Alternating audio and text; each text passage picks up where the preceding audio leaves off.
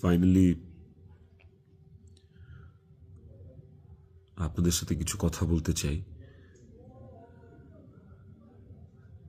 আমি আসলে কখনোই চাই নাই যে মানুষটা পৃথিবী থেকে চলে গেছে সেই মানুষটাকে নিয়ে খুব বেশি বড় কোনো কনভারসেশন আপনাদের সাথে করতে। আমার ওয়াইফ ইকরা, ওই যেহেতু এই পৃথিবীতে নাই, ওরে নিয়ে এত ক্লিয়ারিফিকেশন, ওকে নিয়ে এত কনভারসেশন আমার কাছে মনে হয়েছে যে দরকার নাই। আমি বরাবরই আমার সংসারের ব্যাপার, আমার ঘরের ব্যাপার আমি ঘরে রাখতে পছন্দ করি। সেই জায়গা থেকে ওর মৃত্যুটা এমনিতেই আমাকে যে ট্রমা দিচ্ছে, ওর মৃত্যুটা আমাকে আসলে মানে পাথরই বানায় ফেলছে একরকম। এগুলো নিয়ে আমি আসলে কথা বলতে চাই নাই, কিন্তু আমার কাছে মনে হয় যে আপনারা গল্পের একটা পাতা পড়েই পুরো গল্পটাকে জাজ করতেছেন। একটা পৃষ্ঠা পড়েই পুরো গল্পটা সম্পর্কে আপনারা আপনাদের মনের মতো করে যা খুশি বলতেছেন। পাতার এক পাশ পড়ে আরেক পাশ পড়বেন না, এটা তো হয় না, তাই না? আর আমি আসলে কোনো কিছু প্রপারলি গুছায় বলার মতো স্টেটে নাই, পরিস্থিতিতে নাই।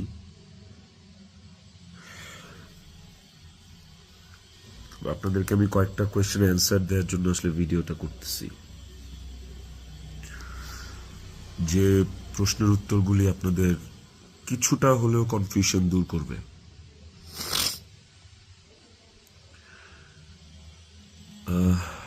শেষ প্রশ্নটা থেকেই আসি আপনাদের। আমি এই ভিডিওতে সবকিছু ক্লিয়ার করব, এভরিথিং। আমি আপনাদের প্রত্যেকটা প্রশ্নেরই উত্তর দেওয়ার চেষ্টা করব। তো আপনাদের শেষ প্রশ্নটা ছিল যে মানুষটা একটা মানুষকে ভালোবাসা প্রমাণ দিতে যে আত্মহত্যা করে চলে গেল, মরে গেল, আমি ওই মানুষটা শেষবারের মতো মুখটাও দেখতে আসলাম না। এই যে আপনাদের প্রশ্নটা, আচ্ছা আপনারা কি আমার দেশে আসার মতো পরিস্থিতি রাখছেন? হ্যাঁ, আমি দেশে আসা মাত্রই আমার উপর মব সৃষ্টি হবে। আমি দেশে আসার মাত্রই আপনারা আমাকে টাইনা ছিঁড়ে ফেলবেন। আমার ফোনে এত এত এত থ্রেটস আমি আপনাদেরকে বলে বুঝাইতে পারবো না। আমার কাছে এমনও ইনফরমেশন আসছে যে এয়ারপোর্টের বাইরে লোক রেডি করা আছে, আমি যাওয়া মাত্রই they will gonna hit me, they will gonna kill me. Police ধরে নিয়ে গেলে ওকে, আমি সেটা আইনিভাবে ফেস করব, কিন্তু এখন যদি আমিও মারা যাই, আমিও রিজিকের মার কাছে চলে যাই, রিজিকের কি হবে? আপনারা কি চান যে রিজিক তার বাবাকেও হারাক? এই ছেলেটার কি দোষ? এই ছেলেটা বড় হবে না? ও কিভাবে বাঁচবে? মায়ের অভাব কেউ পূরণ করতে পারে না। যে মানুষটা বাইচা আছে, ওই বাপের অভাব কিভাবে পূরণ হবে তাইলে? মাও থাকবে না, বাপও থাকবে না? আপনারা এটা চান? আমার ইকরার শেষ মুখটা আপনারা আমাকে দেখতে দেন নাই। আমার ইকরার শেষ মুখটা ইকরার পরিবার আমাকে দেখতে দেয় নাই।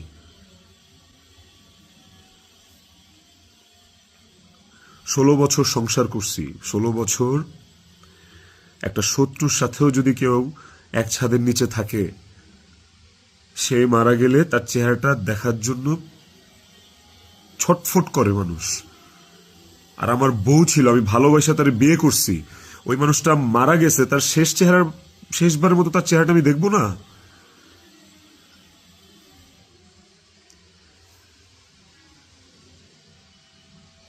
এখন আমি না আসলে আপনাদের সাথে এখানে কোনো ফেক কথাবার্তা, মানে ফেক কান্নাকাটি, ফেক আপনাদের থেকে ইমোশন নেয়া, এগুলো নিয়ে কথা বলার জন্য আমি আসি না। আমি আপনাদেরকে আমার আমার জায়গাটা আমি ক্লিয়ার করতেছি। আমি নাম হয়ে গেছি।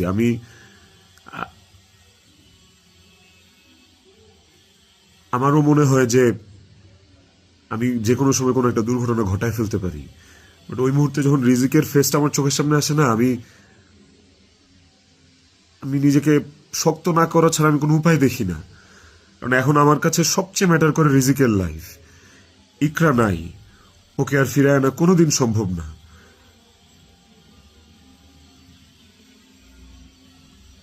আমার কাছে এখন সবচেয়ে বেশি প্রায়োরিটি হচ্ছে রিজিকের জীবনটা। আপনারা না রিজিককে ভালোবাসেন, আপনারা না রিজিককে নিয়ে অনেক কনসার্ন। এই যে এত এত গালি আর হেট্রেড আমাকে নিয়ে, এত কিছু, সবকিছুর অ্যান্সার আপনাদেরকে আমি দিব। তার মধ্যে একটা জিনিস আমাকে একটু হলেও স্বস্তি দিছে, সেটা হচ্ছে যে আপনারা রিজিককে নিয়ে অনেক কনসার্ন।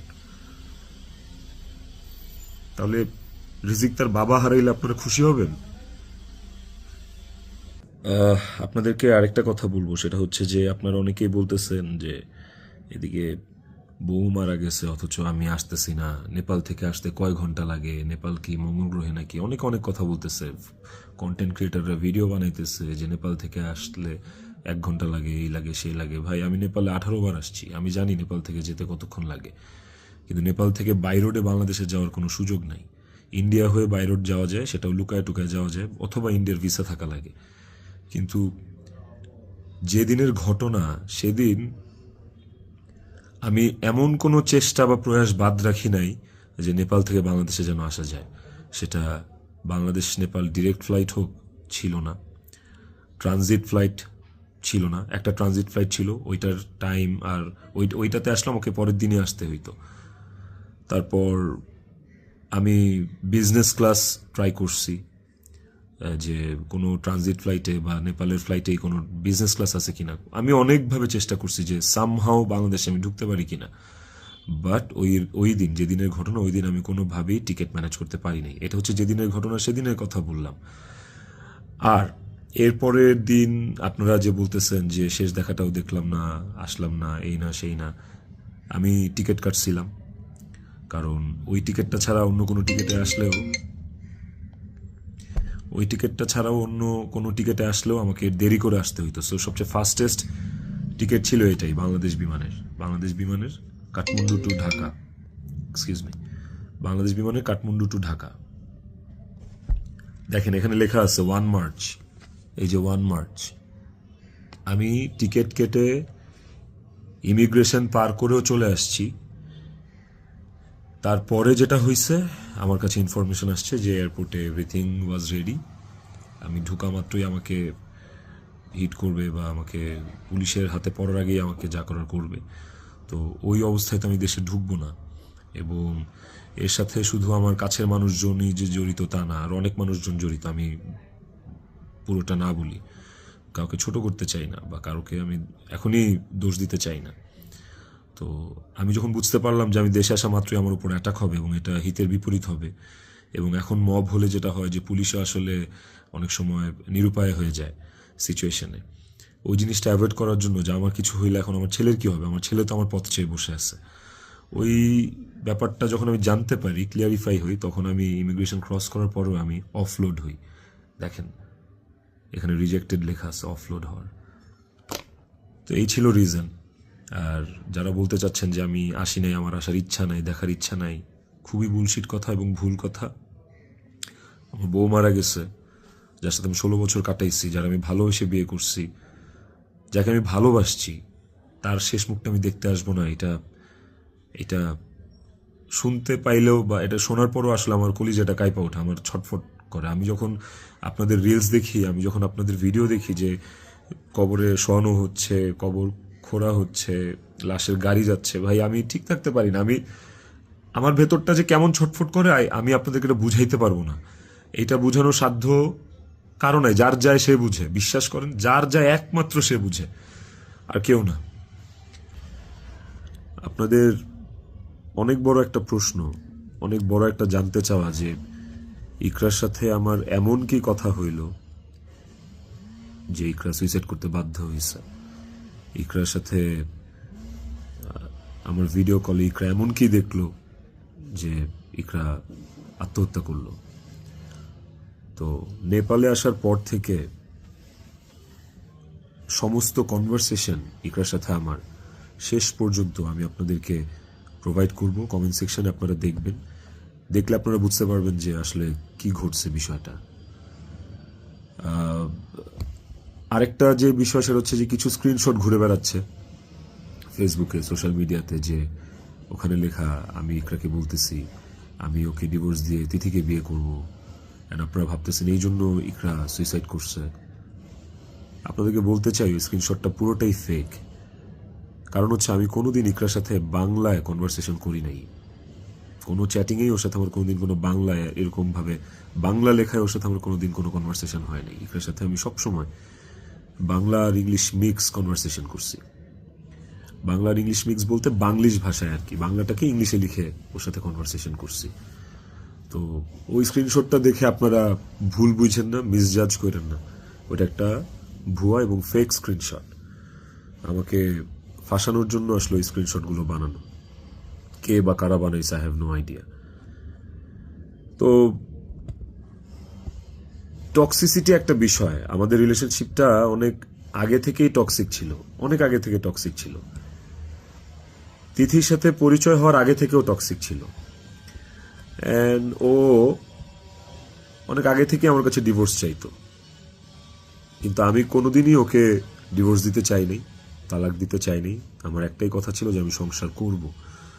কারণ আমি নিজে একটা ব্রোকেন ফ্যামিলি থেকে বড় হওয়া ছেলে। আমি যখন ক্লাস 5 বা 6 পড়ি তখন আমার বাবা মার মধ্যে ডিভোর্স হয়, সেপারেশন হয়।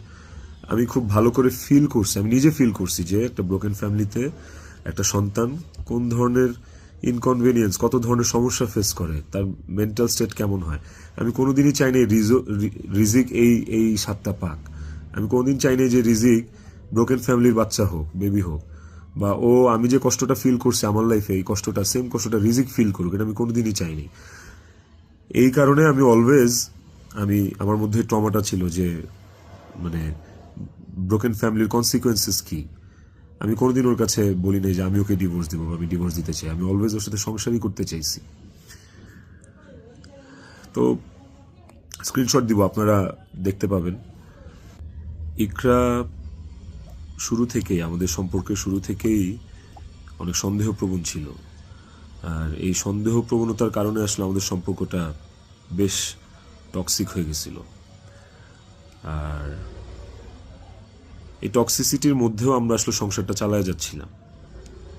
এই যে মানুষটা চলে গেল আমাদেরকে রেখে, এই যে মানুষটা মারা গেল, আমার সহধর্মিনী, ওরে নিয়ে আসলে আমার কতটুকু বলা উচিত আমি আসলে জানি না। কিন্তু সময় চলে আসছে, অনেক কিছু আপনাদেরকে আসলে জানানো উচিত, আপনাদেরকে জানাইতে হবে আমার। কারণ আপনারা একতরফা ভেবে যাচ্ছেন বিষয়টাকে। ওর কিছু বদভ্যাস ছিল, ওর জেনুইন কিছু বদভ্যাস ছিল যেগুলো আসলে ওকে আরো ক্রেজি করে ফেলছে, যেগুলো ওকে আরো মানে এমনি তো বাইরের মানুষ থেকে ট্রিগার্ড হইতো, ওই জিনিসগুলো ওকে আরো পেয়ে বসতো আর কি। এই বিষয়গুলো আসলে আমি জাস্ট মুখের কথা বলতেছি না, আমার কাছে প্রমাণ আছে। ইভেন আমি আপনাদেরকে এগুলো সব শেয়ার করব পরের ভিডিওতে with documents and all. Iqra triggered হয়েছে, কিন্তু সেটা আমি করি নাই। ইকরা ট্রিগার্ড হয়েছে আমারই কিছু ভাই ব্রাদার, কিছু কাছের মানুষ, যারা আমার দুজনেরই কমন সার্কেল, যাদের সাথে ইকরার আমি দুজনই খুব ইন্টিমেট ছিলাম। ওরা ডে বাই ডে ওকে ট্রিগার করে করে আজকে এই জায়গায় নিয়ে আসছিল। এবং এই মানুষগুলা তো থার্ড পার্সন আমার জীবনে। একটা সংসার তখনই টক্সিক হয় যখন বাইরের মানুষরা ওই সংসারের মধ্যে ইনভলভ হওয়া শুরু করে, বাইরের মানুষগুলা ওই সংসারে হাজবেন্ডকে বা ওয়াইফকে ট্রিগার করা শুরু করে।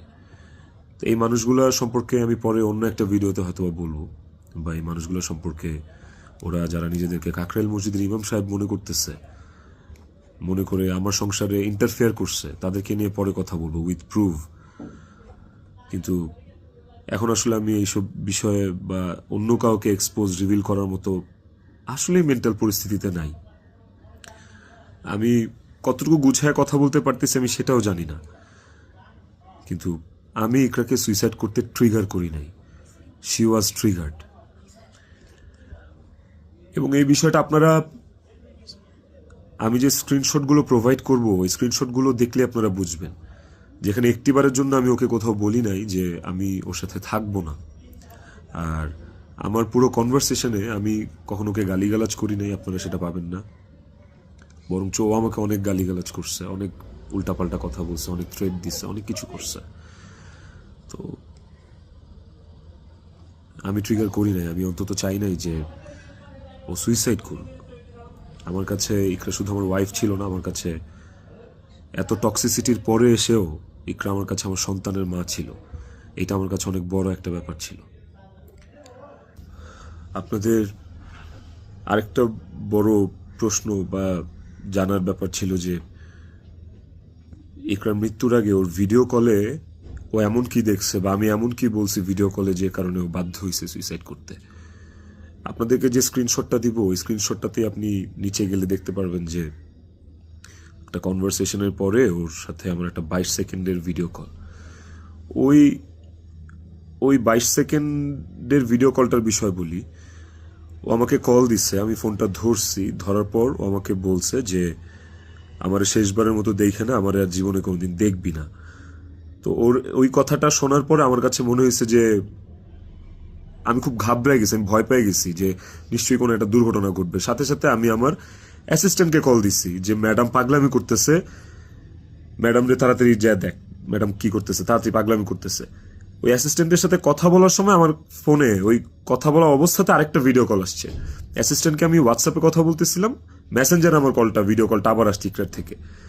তো অ্যাসিস্ট্যান্টের সাথে কথা বলতে বলতে ওই কলটা রিসিভ করতে পারি নাই। অ্যাসিস্ট্যান্ট ততক্ষণে ম্যাডামের ওখানে গেছে, আর আমার কলটা যেহেতু আমি ধরতে পারি নাই, তারপর আমি অ্যাসিস্ট্যান্টের সাথে কথা শেষে আমি নিজে কল ব্যাক করছি। তারপর আর ওই কল ওখান থেকে আর কখনো রিসিভ হয় নাই। তো আমার কথা হচ্ছে যে আমার কথা ভাবে নাই, মানলাম।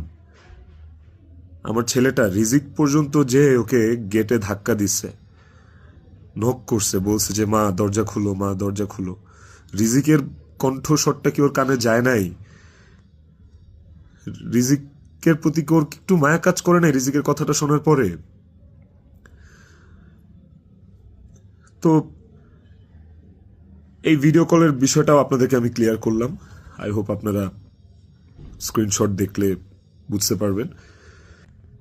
এবার আসেন নেপালের শুটিং প্রসঙ্গ।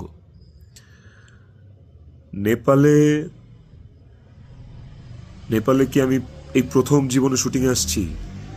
এর আগে আমি নেপালে শুটিং করছি, এর আগে আমি মালয়েশিয়াতে শুটিং করছি, থাইল্যান্ডে শুটিং করছি, সুন্দরবনে শুটিং করছি, দেশে মানিকগঞ্জ, কক্সবাজার, কত জায়গায়, কত আউটডোরে শুটিং করছি। তিথিও ছিল অনেক শুটিংয়ে। ওইসব শুটিংয়েও কিন্তু আমার আশেপাশের মানুষগুলা যারা প্রিটেন্ড করতো যে তারা আমার শুভাকাঙ্ক্ষী, বাট অ্যাকচুয়ালি তারা আমার শুভাকাঙ্ক্ষী না, ওই মানুষগুলা কিন্তু তখন ইকরাকে অনেক ট্রিগার করতো। কই, তখন তো ইকরা এই ধরনের কোনো স্টেপ নেয় নাই, তখন তো আত্মহত্যা করে নাই। আপনারা ইকরার আর ইকরার বান্ধবীর স্ট্যাটাস, সরি কি বলে ওটাকে, স্ক্রিনশট বোধহয় পড়ছেন।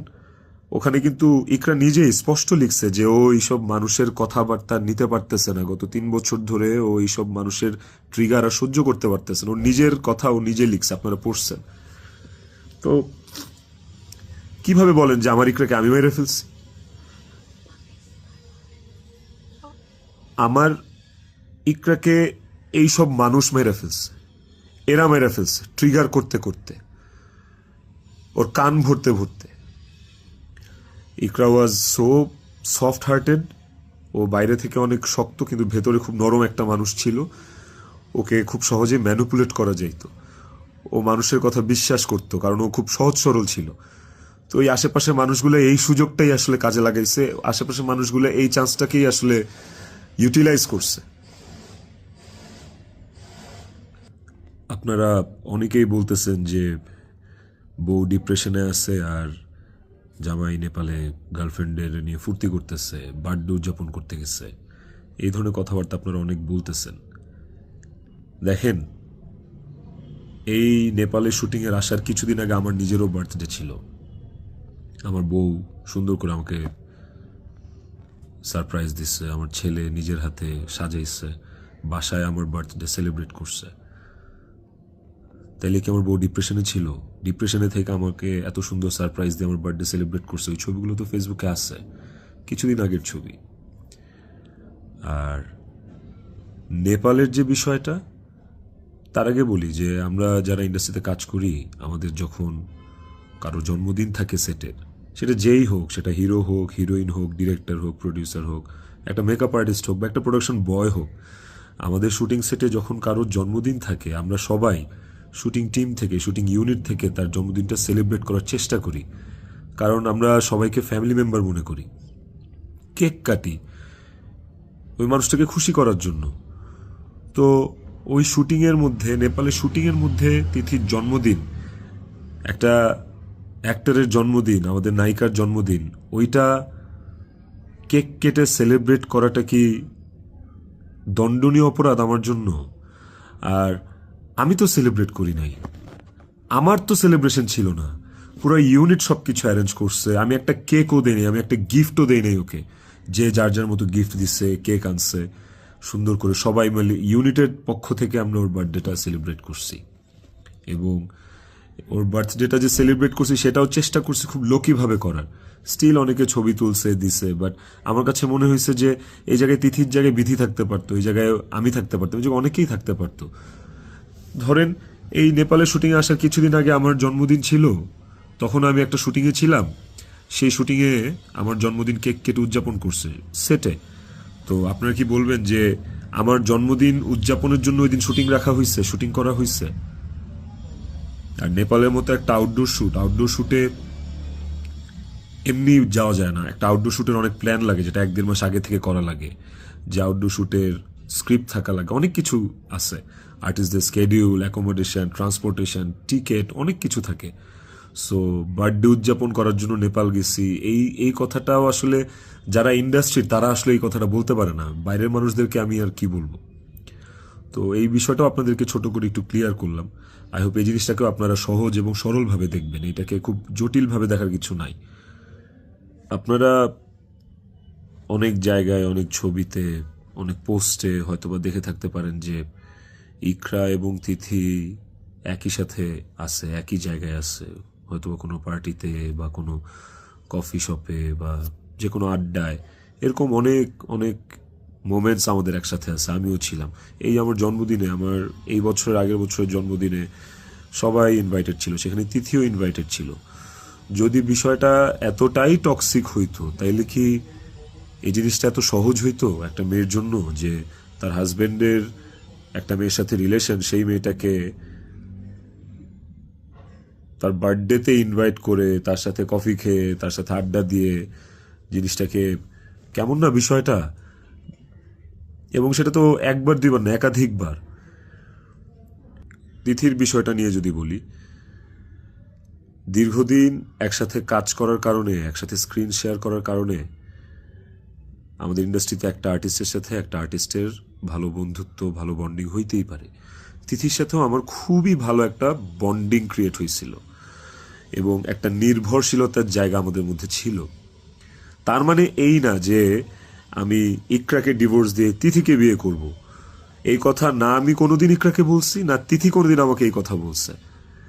সো এইটাকে এত জাস্টিফাই আপনারা করতে পারেন না। I have prove. আমি আমি আমি কয়েক জায়গায় লিখছি যে তুমি আমার ওয়াইফ, ইকরাকে, যে তুমি আমার ওয়াইফ। তো আমার লাইফে ওয়াইফ একটাই, and it is you, and আমি তোমাকে ডিভোর্স দিব না, আমি তোমার সাথে সংসার করতে চাই। কয়েকবার এই কথা আমার কনভারসেশনে লেখা আছে, আপনারা দেখবেন। তিথির প্রতি এই সুন্দর একটা নির্ভরযোগ্যতার জায়গা তৈরি হওয়ার পেছনে যে কারণটা, সেটা হচ্ছে যে চারপাশে এত এত ভুল মানুষ দেখছি, চারপাশে এত এত কি বলে এটাকে, দুধের মাছি আমি পাইছি এই বিগত বছরগুলোতে। ওকে আমার কাছে অনেস্ট মনে হয়েছে, ওকে আমার কাছে ডেডিকেটেড মনে হয়েছে। আমার কাছে মনে হয়েছে যে অন্তত এই মানুষটা আমার জন্য ক্ষতিকারক না। তো যখন আপনি আপনার সারাউন্ডিংসে এরকম একটা মানুষ পাবেন যে মানুষটা আপনার জন্য ক্ষতিকারক না, ডেডিকেটেড এবং এবং যার সাথে আপনার মেন্টালিটি ম্যাচ করে, ওই মানুষটা সাথে আপনার ভালো বন্ডিং হওয়াটা খুব স্বাভাবিক। শুধু আমার না, আর অনেকের এরকম হয়। আমার এখন যেটা মনে হইতেছে সেটা হচ্ছে যে ইকরা আমার কাছে যতবার ডিভোর্স চাইছে, ও যতবার বলছে যে আমাকে ডিভোর্স দিয়ে দাও, আমার আসলে ওকে ডিভোর্স দিয়ে দেওয়া উচিত ছিল, তাইলে অন্তত ইকরা তো বেঁচে থাকতো। একটা টক্সিক সম্পর্ক ধৈরা বাইন্ধা টাইনা হেঁচড়া টিকায় রাখার থেকে আসলে ওই সম্পর্কটা না থাকাই ভালো। অন্তত মানুষগুলো তো জীবিত থাকতো। দেখেন, ইকরা মারা গেছে, ইকরা একা মারা যায়নি, ইকরার সাথে আমাকেও নিয়ে গেছে। আমি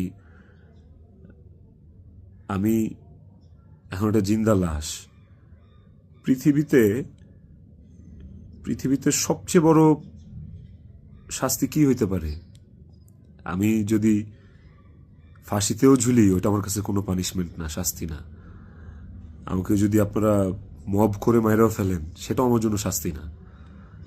আমি আমার শাস্তি পায়া গেছি। এবং এই যে জিন্দা লাশ হয়ে বেঁচে থাকাটা, এটা আমাকে সারা জীবন বয়ে বেড়াইতে হবে। ওর অভাব আমার সারা জীবন ফিল করতে হবে। আমার নিজের জন্য বাঁচার আসলে আর কিছু নাই। আমি আমার শাস্তি পায়া গেছি। আমি আমি এর চেয়ে বড় কোনো শাস্তি হইতে পারে না যে আমি একটা জীবিত লাশ হয়ে সারাটা জীবন পার করব। বিশ্বাস করেন, আমার দম বন্ধ হয়ে আসে, আমার নিঃশ্বাস বন্ধ হয়ে আসে। আমি আমি আমি 5 মিনিট পর পর আমি উন্মাদ হয়ে যাইতেছি। বাট ইভেন আমি আমি সুইসাইড করারও অনেক চিন্তা ভাবনা করতেছিলাম। বারবার মনে হচ্ছিল যে আমি ইকরার কাছে চলে যাই, ইকরা আমাকে ডাকতেছে। কিন্তু যখনই রিজিকের চেহারাটা চোখের সামনে ভাইসা ওঠে না, ওই মুহূর্তে আসলে আর আর কিছু মাথায় কাজ করে না। মনে হয় যে না না না না, আমি করতে পারবো না, রিজিকের জন্য আমার বাঁচতে হবে। আপনারা প্লিজ প্লিজ রিজিকের জন্য হইলেও আমারে বাঁচতে দেন, আমারে দেশে আসতে দেন প্লিজ। আপনারা যদি রিজিককে ভালোবাসেন, আমাকে একটা সুযোগ দেন রিজিকের যোগ্য পিতা হয়ে দেখানোর। আমি ওকে একটা সুন্দর জীবন দিতে চাই। আমি ওর মায়ের অভাব পূরণ করতে পারবো না, কিন্তু আমি ওকে আমার বাবার ভালোবাসা থেকে, আমি ওর বাবার ভালোবাসা থেকে বঞ্চিত করতে পারবো না। আমি চাই না। আমি ওকে ওকে একটা আদর্শ বাবা হয়ে দেখাইতে চাই। আমার সন্তানটা আমার সাথে খুব কানেক্টেড। যারা আমার কলিগ, তারা দেখছে, তারা জানে যে আমার ছেলেটা আমার জন্য কি পরিমাণ ক্রেজি, পাগল। আমাকে আমার ছেলের কাছে যাইতে দেন আপনারা প্লিজ। ও আমার জন্য অপেক্ষা করতেছে। ওকে ওকে আমি মানুষের মতো মানুষ করতে চাই। ওকে আমি পৃথিবীতে সুখের একটা জীবন দিতে চাই। প্লিজ। আইনের প্রতি আমার শ্রদ্ধা আছে। আমি দেশে আসলে আইন আমাকে যে শাস্তি দিবে, আইন যে সিদ্ধান্ত নিবে, আমি সেই সিদ্ধান্তের সাথে একমত থাকব। আমার তাতে কোনো আপত্তি নাই। আমি আইনিভাবে এই জিনিসটা ফেস করবো, আমার কোনো আপত্তি নেই। কিন্তু প্লিজ আমাকে রিজিকের থেকে দূরে সরান না আপনারা। এতটুকু আপনাদের কাছে অনুরোধ করে বলতেছি, হাত জোর করে বলতেছি, প্লিজ।